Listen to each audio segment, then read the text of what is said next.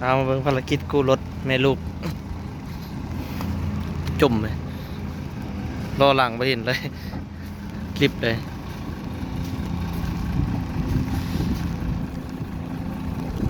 ฝนตกหลาย2 มือซ้อน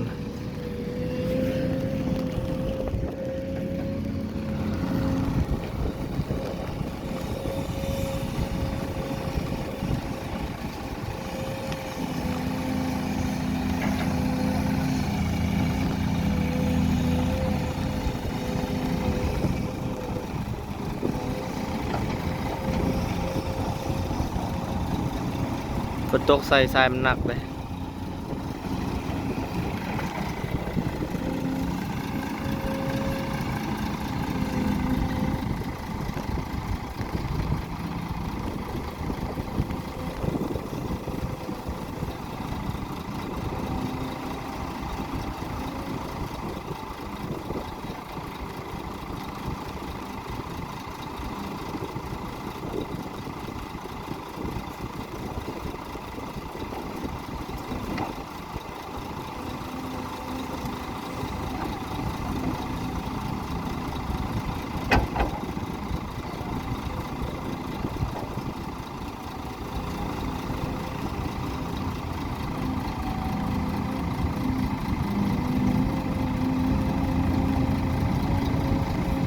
ยกล้อวะ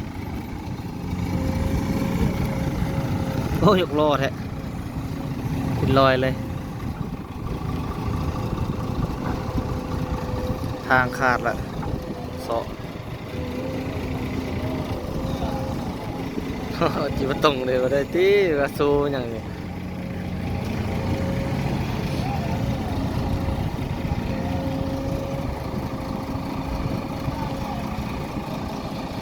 ตักก่อนเนาะ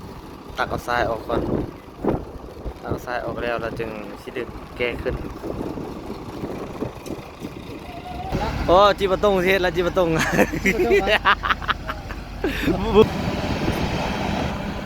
รู้ได้หาดาว รู้แท้บกเกาะใส่บานอ่ะแค่เอามันแหลมเด้ ขึ้นแล้ว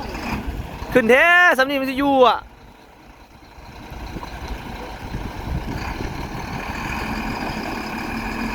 เดิน รถตาย รถตายเอ้าไม่เหยียบขาดว่าคือว่าตายน่ะ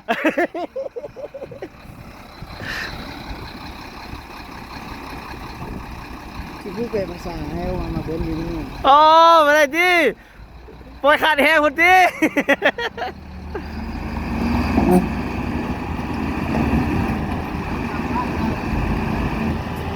แม่มันสิไปอยู่อ่ะสำนีโอ้ย